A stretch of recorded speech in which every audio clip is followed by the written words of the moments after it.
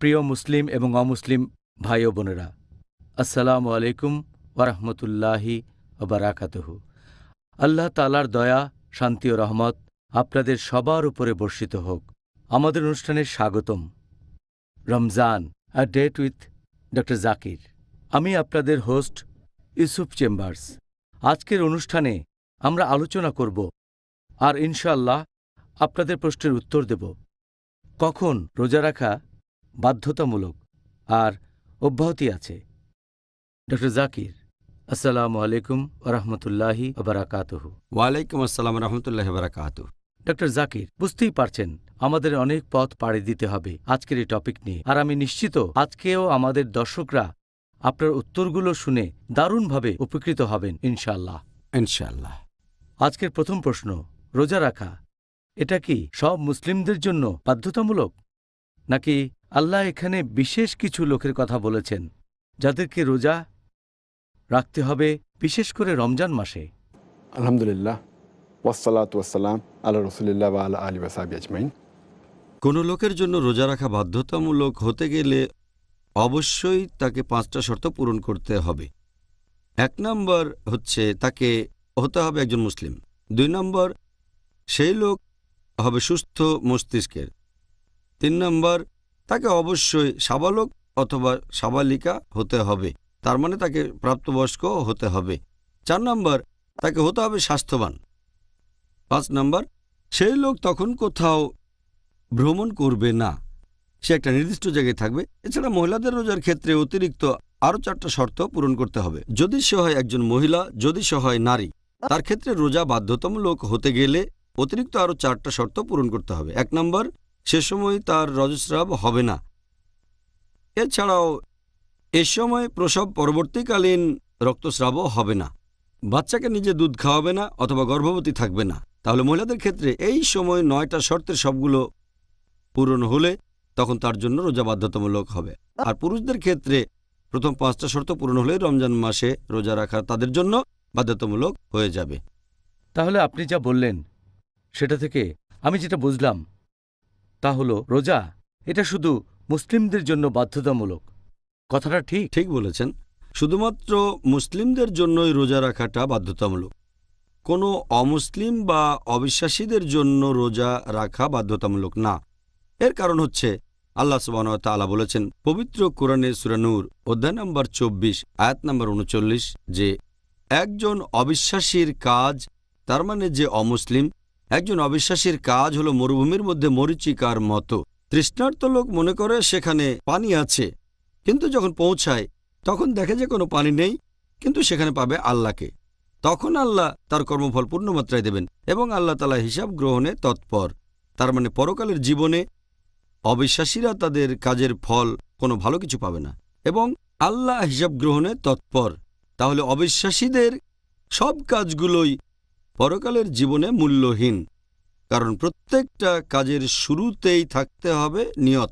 আর এটা নিয়ে আলোচনা করেছি গতকাল যে কারো রোজা কবুল করার ক্ষেত্রে অন্যতম গুরুত্বপূর্ণ একটা শর্ত নিয়ত, তার মানে উদ্দেশ্য।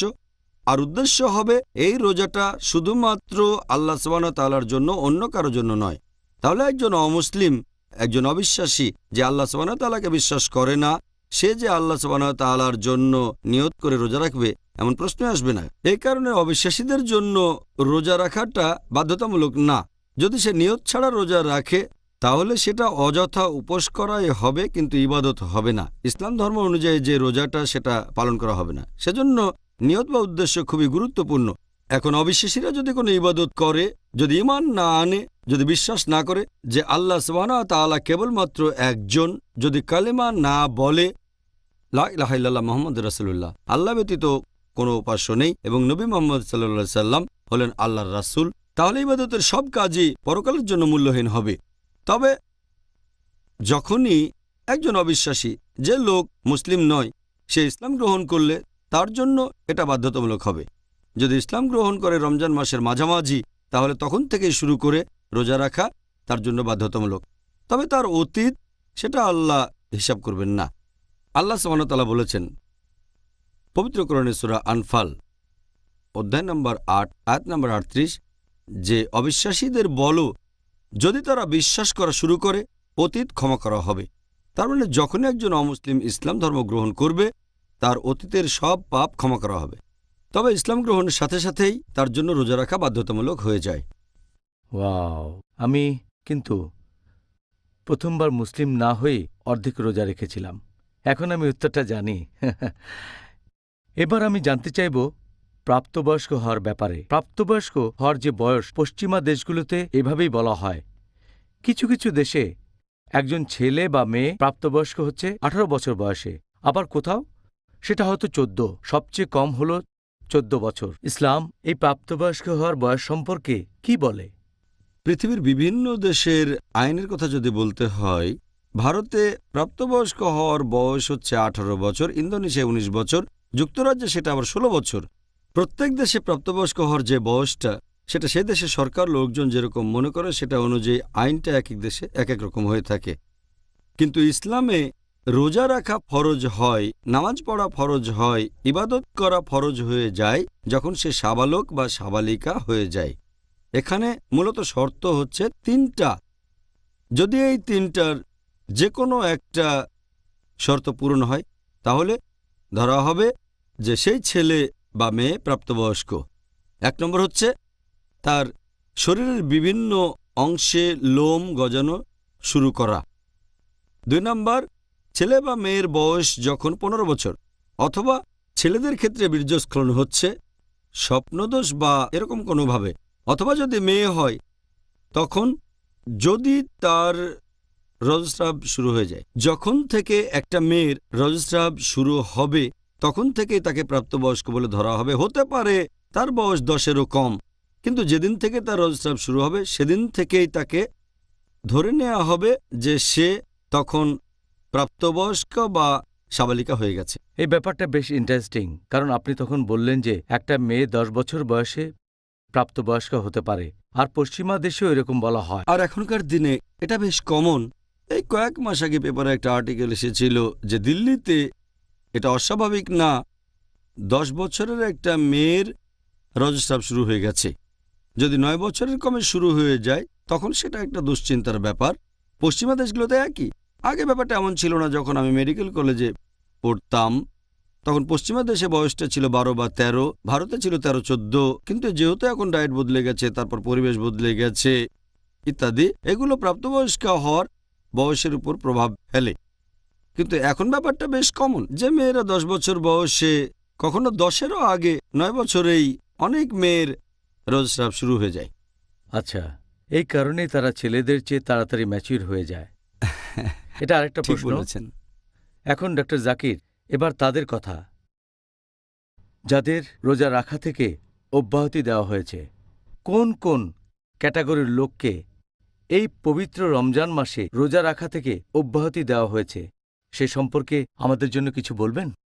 এখানে আমি বলবো যে আমার মতে মোট 13 ক্যাটাগরির মানুষকে রোজা রাখা থেকে অব্যাহতি দেওয়া হয়েছে। 1 নম্বর, যদি সেই লোক অবিশ্বাসী হয়, অমুসলিমও হয়। 2 নম্বর, যদি সে অপ্রাপ্তবয়স্ক হয়। 3 নম্বর, যদি সে উন্মাদ হয়ে থাকে। 4 নম্বর, যদি মহিলা হয় আর তখন রজস্রাব হয় সে রোজা রাখবে না। 5 নম্বর, যদি কোনো মহিলার প্রসব পরবর্তী রক্তস্রাব হয়ে থাকে। 6 নম্বর, মহিলা গর্ভবতী হলে অব্যাহতি দেওয়া হয়েছে। 7 নম্বর, মহিলা বাচ্চাকে নিজের দুধ খাওয়ালে। 8 নম্বর, যদি কেউ রোগাক্রান্ত হয়, অসুস্থ থাকে, অব্যাহতি দেওয়া হয়েছে। 9 নম্বর, যদি সেই লোক বিকলাঙ্গ হয়। 10 নম্বর, যদি সেই লোক খুব বয়স্ক হয়ে থাকে, যদি খুব বৃদ্ধ হয়ে যায়। 11 নম্বর, যদি সে ভ্রমণ করে। 12 নম্বর, যদি সেই লোক জিহাদ করে বা লড়াইতে অংশগ্রহণ করে আল্লাহ তাআলার খাতিরে। আর 13 নম্বর, জোর করা হলে। যদি কারো উপর জোর করা হয় আর সে রোজা না রাখে তাকে অব্যাহতি দেওয়া হয়েছে। এই হলো সংক্ষেপে 13 ক্যাটাগরির মানুষ যাদেরকে রোজা থেকে অব্যাহতি দেওয়া হয়েছে। সুন্দর। এবার প্রত্যেক ক্যাটাগরি নিয়ে একটু আলোচনা করব যাদের অব্যাহতি আছে। ডক্টর জাকির, রোজা থেকে যাদের অব্যাহতি দেওয়া হয়েছে তাদের সবাইকে এই রোজা কি পরে কোনো সময় রাখতে হবে?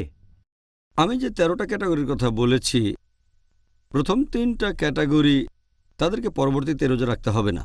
তার মানে অমুসলিম, তারপর যে অপ্রাপ্তবয়স্ক, আর যে লোক মস্তিষ্ক বিকৃত। বাকি যে 10টা ক্যাটাগরি, 2টো ক্যাটাগরি, যে লোক অনেক দিন ধরে বিকলাঙ্গ এবং যে লোকের বয়স অনেক বেশি হয়ে গেছে, এই ক্যাটাগরির লোককেও পরে রোজা রাখতে হবে না। তবে তাদেরকে ফিদিয়া বা ক্ষতিপূরণ দিতে হবে, প্রত্যেক রোজার জন্য একজন গরিব লোককে খাওয়াতে হবে। এখন বাকি 8টা ক্যাটাগরির কথা যদি বলতে হয়, তারা তখন যে অবস্থায় ছিল সেটা যদি বদলে যায়, তাহলে তাদের মিস করা রোজাগুলো পরে রাখতে হবে। যেমন ধরেন এই 8 ক্যাটাগরির মধ্যে আছে রজস্রাব হওয়া মহিলা। যখনই রজস্রাব বন্ধ হয়ে যাবে তখনই তাকে এই রোজাগুলো রাখতে হবে, যত তাড়াতাড়ি সম্ভব, পরবর্তী রমজানের আগে। কোনো মহিলা যার প্রসব পরবর্তীকালীন রক্তস্রাব হচ্ছে, যখনই এটা বন্ধ হবে তাকে রোজা রাখতে হবে। কোনো মহিলা গর্ভবতী, যখনই অবস্থাটা চলে যাবে, প্রসব পরবর্তী রক্তস্রাব বন্ধ হবে, রোজা রাখতে হবে। একজন মহিলা 4 নম্বর ক্যাটাগরি, বাচ্চাকে দুধ খাওয়ায়, যখন এই সময়টা শেষ হবে তখন তাকে রোজা রাখতে হবে। একজন লোক অসুস্থ, যখনই সুস্থ হবে তাকে রোজা রাখতে হবে। একইভাবে একজন ভ্রমণ করছে, যখনই তার ভ্রমণ শেষ হবে সে রোজা রাখবে। আবার একজন যে অংশ নিয়েছে জিহাদে, আল্লাহ তাআলার খাতিরে কোনো লড়াইতে, যখনই লড়াই শেষ হবে তাকে রোজা রাখতে হবে। একইভাবে যার উপর জোর করা হচ্ছে আর সে রোজা রাখছে না, যখনই জোর জবরদস্তি উঠে যাবে তাকে রোজা রাখতে হবে। তবে তাদেরকে এই রোজাটা রাখতে হবে পরবর্তী রমজানের আগেই। ডক্টর জাকির, কোনো শিশু যদি প্রাপ্তবয়স্ক হওয়ার আগে রমজান মাসে রোজা রাখে, সে ব্যাপারে আপনার মন্তব্য কি? আমি এ ব্যাপারে আগেও বলেছি যে প্রাপ্তবয়স্ক হয়নি তার জন্য রোজা রাখাটা বাধ্যতামূলক না, তাকে অব্যাহতি দেওয়া হয়েছে।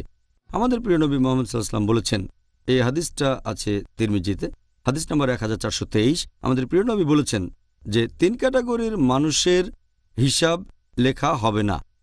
এক হচ্ছে শিশু, যতক্ষণ সে প্রাপ্তবয়স্ক না হয়, একজন ঘুমন্ত লোক যতক্ষণ না জেগে ওঠে, আর মস্তিষ্ক বিকৃত লোক যতক্ষণ না সে স্বাভাবিক হয়।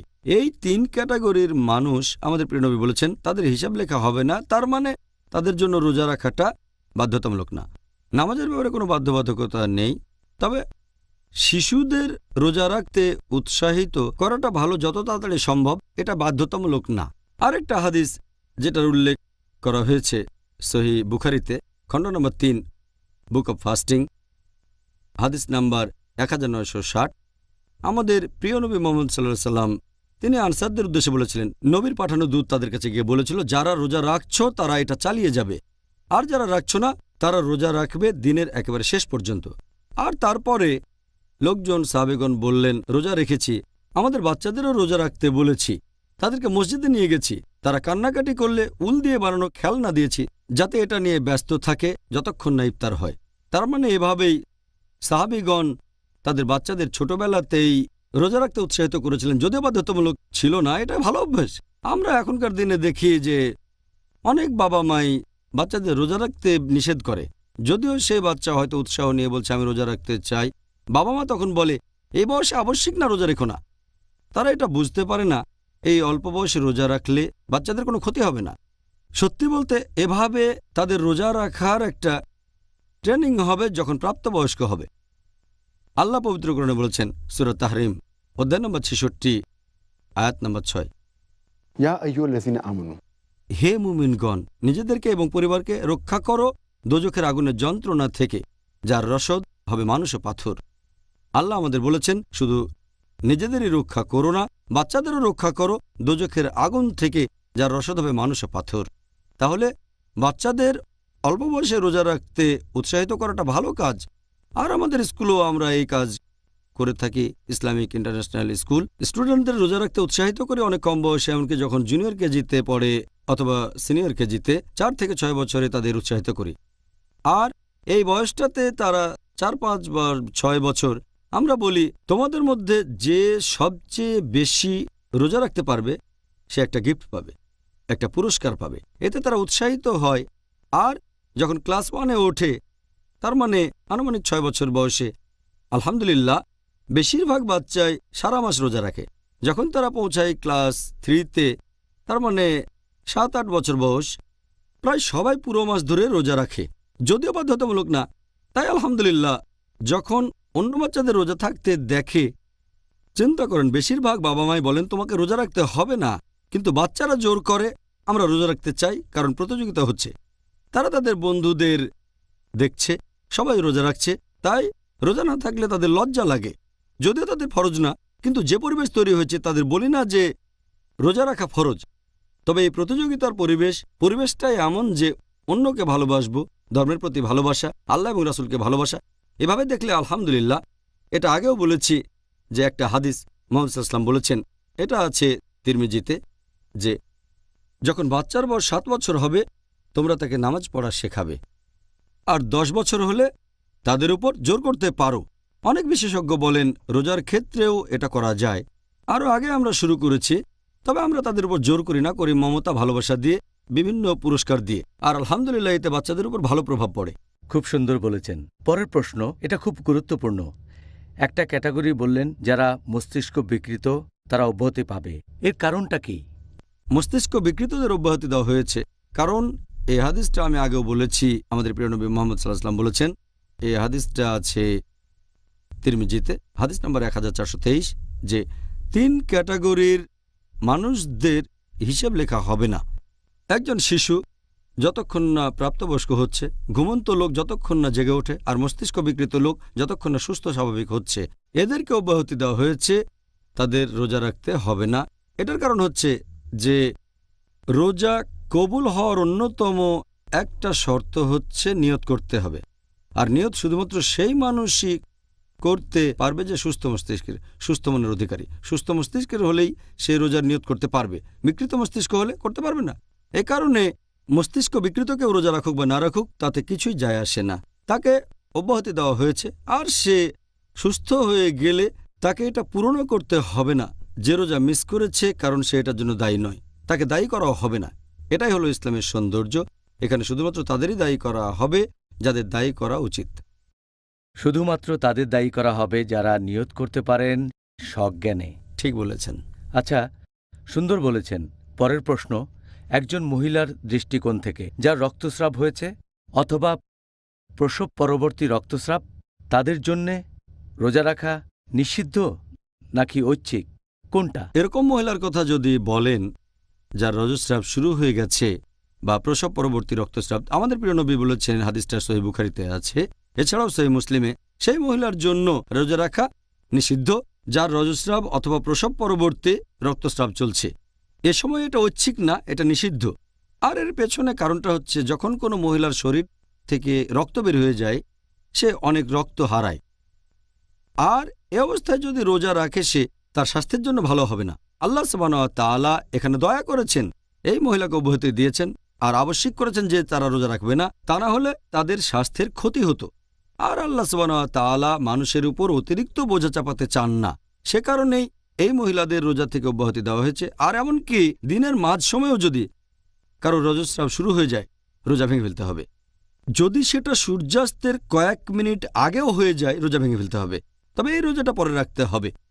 আবার ধরেন কারো রজস্রাব শুরু হয়েছে আর সেটা শেষ হলো ফজরের ওয়াক্তের ঠিক আগে আগে, তখন যদি মহিলা গোসল নাও করে রোজা রাখতে পারে, কিন্তু যদি শেষ হয় ফজরের ওয়াক্তের কয়েক মিনিট পরে, রোজা রাখতে পারবে না, রোজা ভেঙে ফেলতে হবে, আর এই রোজাটা পরে রাখতে হবে।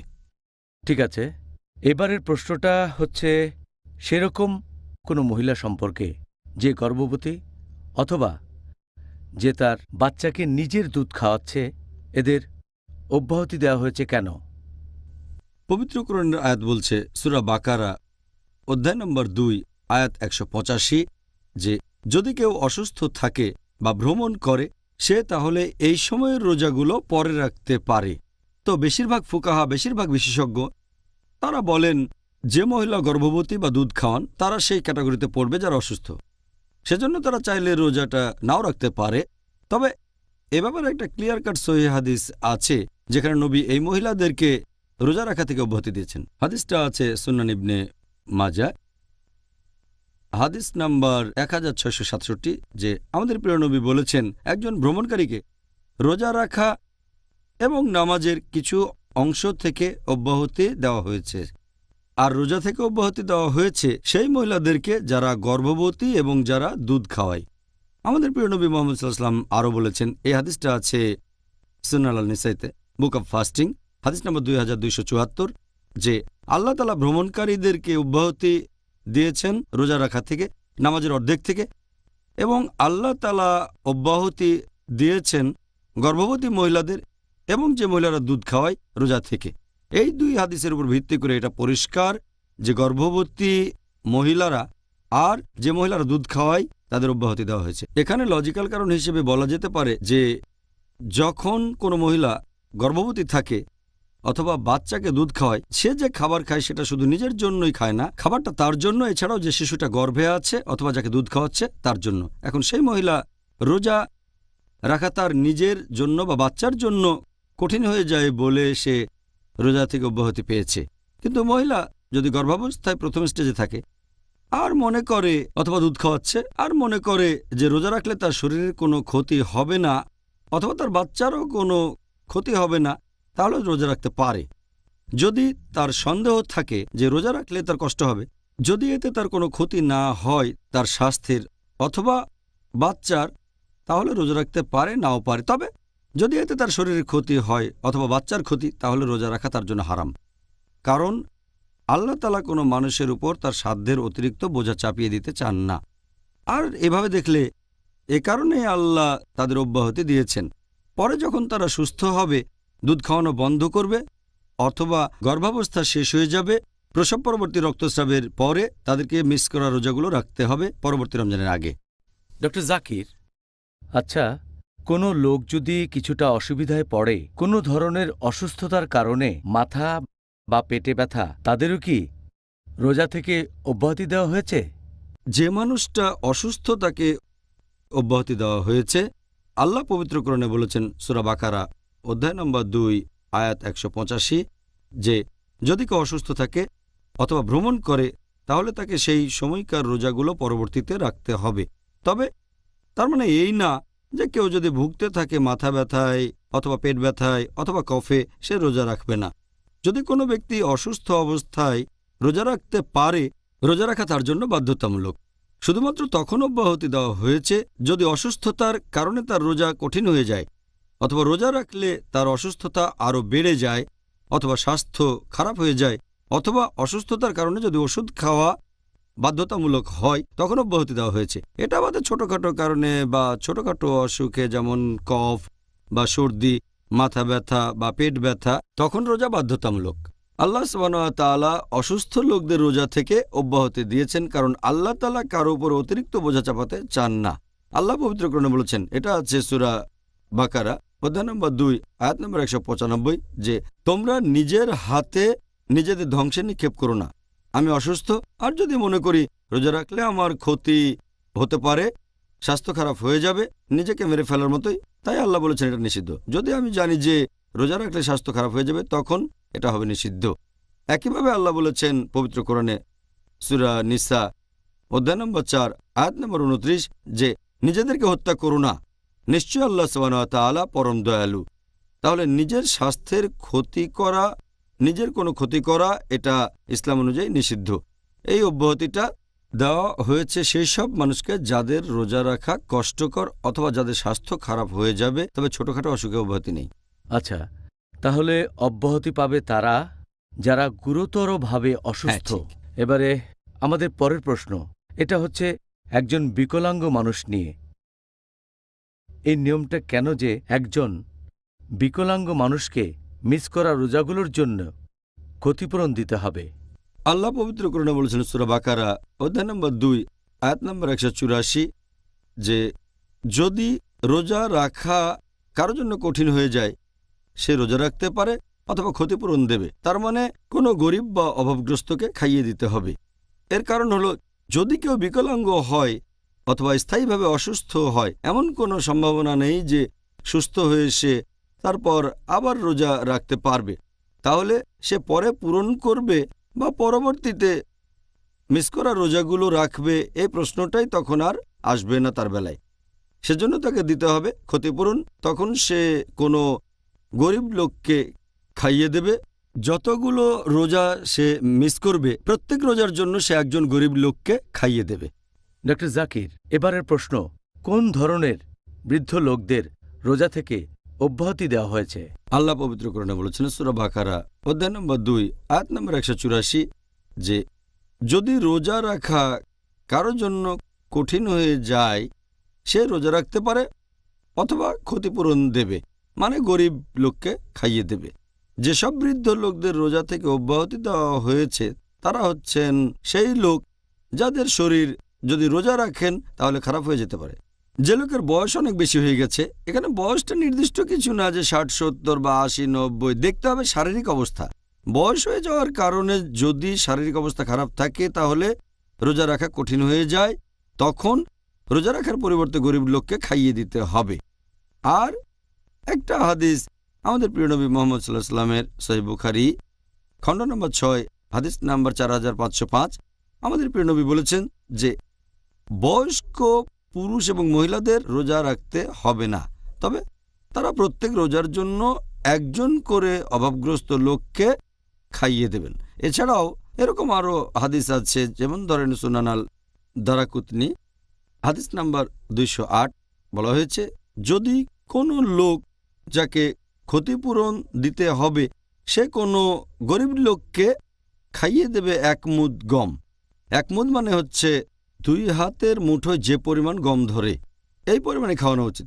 আরও একটা হাদিস বলা হয়েছে আল দারাকুতনি 270 নম্বর হাদিস যে আনাস রাদিয়াল্লাহু আনহু তিনি যখন খুব বৃদ্ধ হয়ে গেলেন, রোজা রাখতে পারলেন না, তাই মাসের শেষের দিকে 30 জন গরিব লোককে ডেকে খেতে দিলেন, রুটি আর তার সাথে অন্যান্য খাবার, পুরো খাবার 30 জন লোককে। তার মানে যতগুলো রোজা মিস করবেন প্রত্যেকটার জন্য একজন গরিবকে খাওয়াতে হবে। এবার আপনার প্রশ্নটাতে আসি, যদি সেই বয়স্ক মানুষ হয় মানসিকভাবে সুস্থ কিন্তু স্বাস্থ্যবান না, সেরকম ক্ষেত্রে গরিব লোককে খাইয়ে দেবে বা ক্ষতিপূরণ দেবে। আবার কোনো বয়স্ক লোক যদি মানসিক বিকারগ্রস্ত হয়ে থাকে, মানসিকভাবে সুস্থ না থাকে, তাহলে তাকে রোজা রাখতে হবে না, অব্যাহতি দেওয়া হয়েছে। গরিব মানুষকে খাইয়ে তার ক্ষতিপূরণও দিতে হবে না, কারণ সে তখন শিশুর মতো। আমাদের নবী বলেছেন, কথাটা আমি আগেও বলেছি, যে 3 ক্যাটাগরির মানুষের হিসেব লেখা হবে না। যে এখনো শিশু, প্রাপ্তবয়স্ক হয়নি, এই অসুস্থ বৃদ্ধ শিশুদের মতোই, অথবা তারা মানসিক বিকারগ্রস্ত লোকের মতো বার্ধক্যজনিত কারণে মানসিক জড়তায় ভুগছে, বয়স হয়ে গেলে মানসিক সুস্থতা আগের মতো থাকে না, তাদের রোজা রাখতে হবে না, অথবা রোজা মিস করার জন্য খাওয়াতেও হবে না, কাউকে কোনো ক্ষতিপূরণ দিতে হবে না। আচ্ছা, তাহলে এ ব্যাপারে উত্তরটা জানলাম। এখন যদি কেউ ভ্রমণ করে তখন তার জন্যে রোজা রাখাটা কি নিষিদ্ধ নাকি ঐচ্ছিক? আল্লাহ পবিত্র কোরআনে বলেছেন সূরা বাকারা অধ্যায় নম্বর 2 আয়াত নম্বর 185 যে যদি তুমি অসুস্থ হও বা কোথাও ভ্রমণ করো, চাইলে সে সময় তোমরা তোমাদের রোজাগুলো রাখতে পারো। এখানে কিছুটা অব্যাহতি দেওয়া হয়েছে, তার মানে চাইলে তখন রোজা রাখতে পারেন, অথবা তখন না চাইলে রাখবেন না, কিন্তু পরবর্তীতে রোজাগুলো রাখতে হবেই। আল্লাহ সুবহানাহু ওয়া তাআলা এখানে একজন ভ্রমণকারীকে, হোক পুরুষ বা মহিলা, তাকে অসুস্থ ক্যাটাগরিতে ফেলা হয়েছে, কারণ আমাদের প্রিয় নবী মুহাম্মদ সাল্লাল্লাহু আলাইহি ওয়াসাল্লাম বলেছেন, এটা আছে সহিহ বুখারীতে খণ্ড নম্বর 3 হাদিস নম্বর 1804, আমাদের প্রিয় নবী বলেছেন যে ভ্রমণ করা হচ্ছে একটা শাস্তি। কেউ যখন ভ্রমণে যায় সেটা শাস্তির মতো, তার মানে কাজটা কঠিন, তাকে অনেক কষ্ট করতে হবে। আর এটার উল্লেখ আছে সহিহ বুখারীতে খণ্ড নম্বর 3 বুক অব ফাস্টিং হাদিস নাম্বার 1943। একজন সাহাবা ছিলেন হামজা রাদিয়াল্লাহু আনহু, তিনি ভ্রমণের সময়ও রোজা রাখতেন।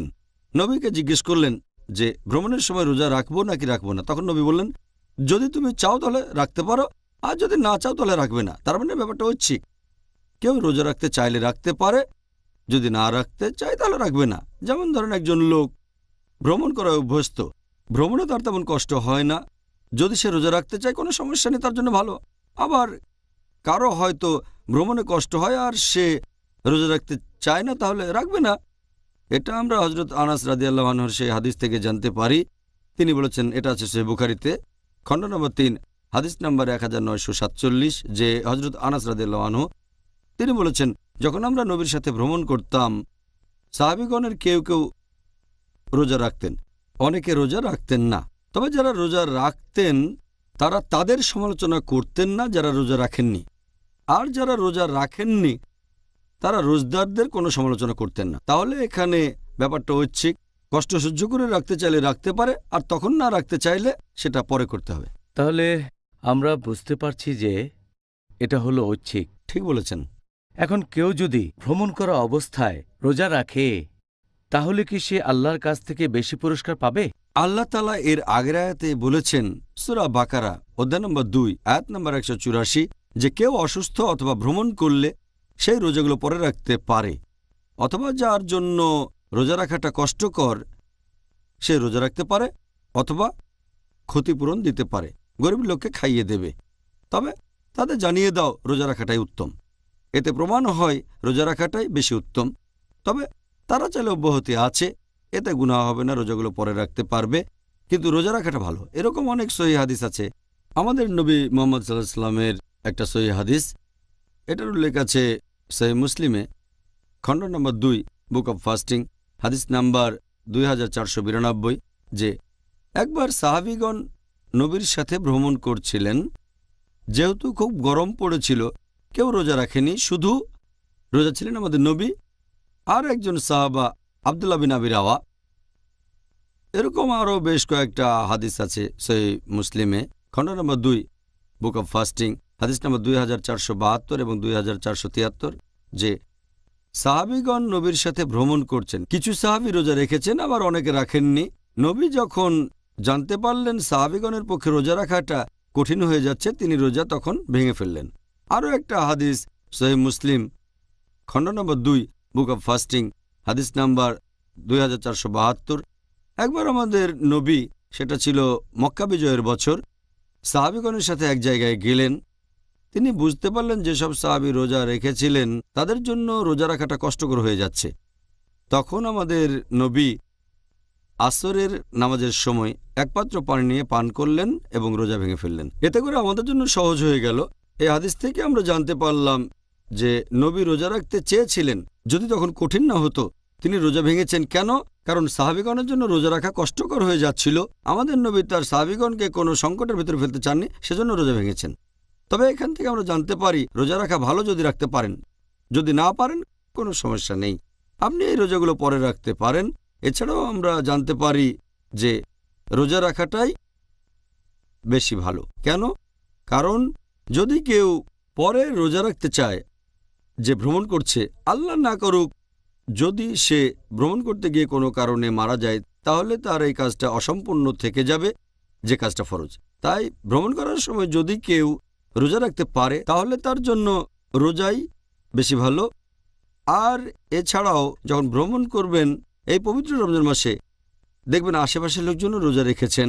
এভাবে দেখলে ব্যাপারটা বেশ সোজা। যখন বাড়ি ফিরে আসবেন রমজান মাস শেষ হয়ে গেলে, যদি একা রোজা রাখতে চান আর অন্য কেউ না রাখে, তখন এটা বেশ কঠিন কঠিন লাগে। তাহলে এটা একটা অন্যতম কারণ যে ভ্রমণ করার সময় যদি কষ্ট সহ্য করে রোজা রাখতে পারেন তাহলে ভালো, সওয়াবও পাবেন বেশি। অসাধারণ। ডক্টর জাকির, যে লোক জিহাদ করছে তাকে রোজা থেকে অব্যাহতি দেওয়া হয়েছে কেন? যখন কোনো লোক জিহাদে অংশগ্রহণ করছে, রোজা রাখলে তো সে দুর্বল হয়ে পড়বে, সে তখন ভালোভাবে যুদ্ধ করতে পারবে না, যেটা সে করছে আল্লাহ সুবহানাহু ওয়া তাআলার খাতিরে। এজন্য আমাদের প্রিয় নবী বলেছেন, এটা আছে সহিহ মুসলিমে, খণ্ড নম্বর 2 অধ্যায় নম্বর 420 বুক অব ফাস্টিং, হাদিস নম্বর 2486, যে একবার নবী মুহাম্মদ সাল্লাল্লাহু আলাইহি ওয়াসাল্লাম জিহাদের জন্য রওনা হচ্ছেন। তখন সাহাবীগণকে বললেন, শত্রুর মুখোমুখি হতে যাচ্ছি, রোজা না রাখলে শরীরে শক্তি পাব, রোজা ভেঙে ফেলো। এই কথা শোনার পর কিছু সাহাবী তখনই তাদের রোজা ভেঙে ফেললেন, আবার অনেকে তারপর রোজা রাখলেন। এরপরে যখন থামলেন তখন নবী বললেন, রোজা রাখলে তোমরা দুর্বল হয়ে পড়বে, রোজা না রাখলে শরীরে শক্তি পাবে, তাই রোজা ভেঙে ফেলো, আমি আদেশ দিচ্ছি রোজা ভেঙে ফেলো। তখন সবাই রোজা ভেঙে ফেললেন।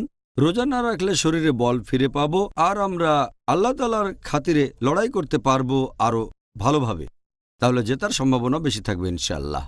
আচ্ছা, সুন্দর বলেছেন ডক্টর জাকির।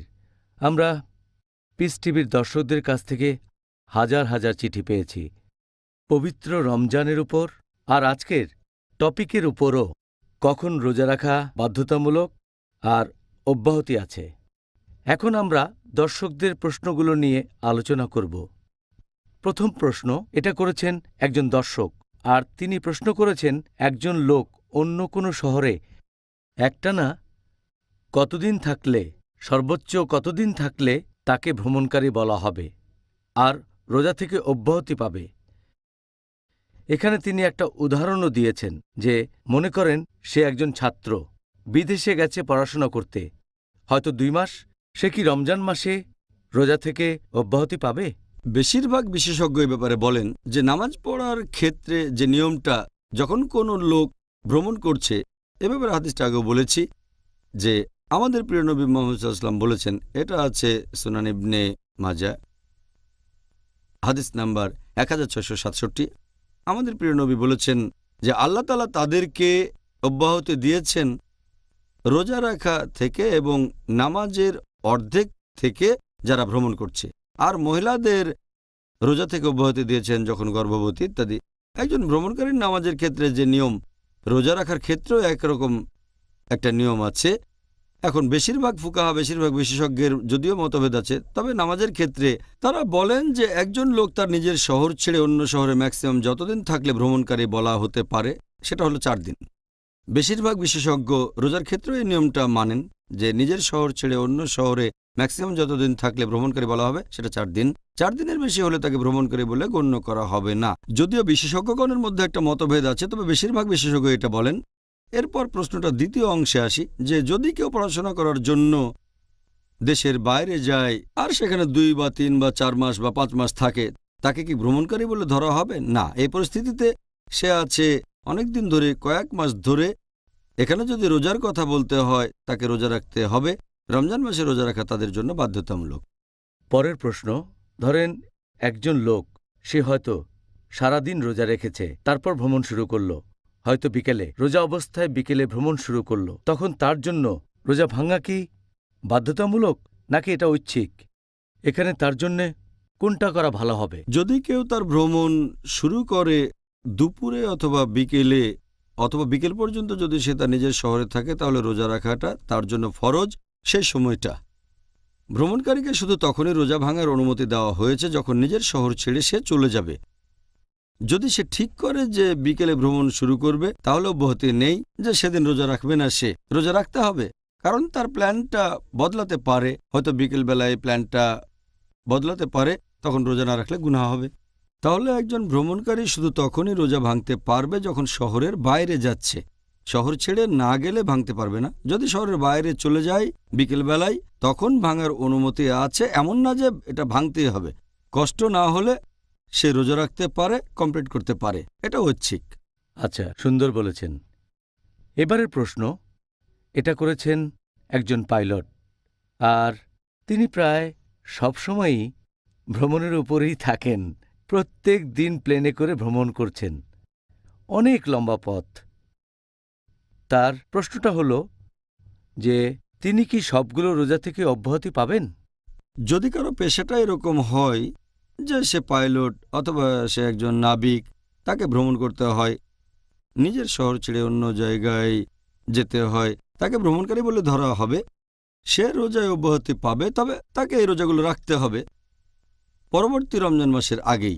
যদি সে অনেক বেশি ভ্রমণ করে তাহলে রোজা রাখতে হবে ছুটির দিনে, যে ছুটির দিনগুলো পাবে। আর যখন নিজের শহরে থাকবে তাহলে তখন রোজা রাখতে না চাইলে অব্যাহতি আছে, তাকে ভ্রমণকারী বলে ধরা হবে। তবে সে রোজাগুলো রাখবে যত তাড়াতাড়ি সম্ভব পরবর্তী রমজান মাসের আগেই। যদি না সে অনেক লম্বা কোনো ফ্লাইটে থাকে, হয়তো ইন্ডিয়া থেকে নিউ ইয়র্ক, সময় লাগে 12 ঘন্টারও বেশি, কিন্তু যদি সে ছোট ফ্লাইটে থাকে, আমার মনে হয় না সেখানে সমস্যা আছে। আচ্ছা, এবারে পরের প্রশ্ন, ধরেন একজন লোক, সে সৌদি আরবে কাজ করে, অথবা হয়তো সে সৌদি আরবে বসবাস করে, আর গত রমজান মাসে সে রোজা রাখা শুরু করেছে সৌদি আরবে। গত বছর সৌদি আরবে রোজা শুরু হয়েছে 2 দিন আগে, ভারতের চাইতে। লোকটার নিজের দেশ ভারত, সে নিজের দেশে আসলো, আর যখন এসে পৌঁছালো সে অলরেডি সৌদি আরবে 2 দিন রোজা রেখেছে। তার প্রশ্নটা হলো, সে কি 30 দিন রোজা পালন করবে নাকি সে যে এলাকায় আছে তাদের সাথে অতিরিক্ত রোজাগুলো রাখবে। এখন সে কি ভারতের সময়টা ধরবে নাকি সৌদি আরবের সময়টা ধরবে তার রোজাগুলো পূরণ করার জন্য? আমাদের নবী মোহাম্মদ সাল্লাল্লাহু আলাইহি সাল্লামের হাদিস অনুযায়ী, এই সহিহ হাদিসটার উল্লেখ আছে তিরমিজিতে, বুক অব ফাস্টিং, হাদিস নাম্বার 697। আশেপাশের লোকজনের সাথে তোমরা তোমাদের রোজা রাখা শুরু করো। যদি কোনো দেশে থাকেন বা কোনো জায়গায়, সেখানে লোকজনের সাথে আপনি রোজা রাখা শুরু করবেন। আর আশেপাশের লোকজন যখন রোজা ভাঙবে তখন তুমিও ভেঙে ফেলবে। যদি সৌদি আরবে থাকেন তাহলে রোজা রাখবেন সৌদি আরবের লোকজনের সাথে। যদি রমজান মাসের মাঝামাঝি তিনি তার নিজ দেশ ভারতে ফিরে যান, তাহলে ততদিন রোজা রাখবেন যতদিন আশেপাশের লোক রোজা আছে। আর আমি জানি এসব ক্ষেত্রে বেশ কয়েকদিনের পার্থক্য থাকে। যদি রোজা শুরু হয় 2-1 দিন আগে, তাহলে আসলেন ভারতে, ততদিনে আপনি 30টা রোজা রেখেছেন, তখনও হয়তো ভারতে 1টা বা 2টো রোজা বাকি আছে। তারপরও আপনাকে রোজা রাখতে হবে ভারতের লোকজনের সাথে, যদিও তখন সেটা 30 দিনের বেশি হয়, তবে সেটা হতে পারে 31 বা 32 দিন। আর হাদিসটা বলছে আশেপাশের লোকজনের সাথে তোমরা তোমাদের রোজা রাখো, আর আশেপাশের লোকজন যখন রোজা ভাঙবে তখন রোজা ভেঙে ফেলো।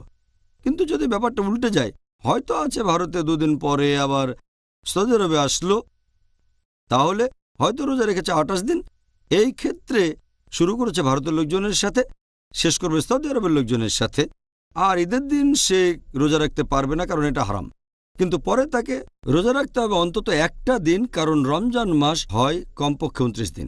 সেজন্য তাকে অতিরিক্ত 1 বা 2 দিন রোজা রাখতে হতে পারে, যাতে করে সে পূরণ করতে পারে 29 বা 30 দিন।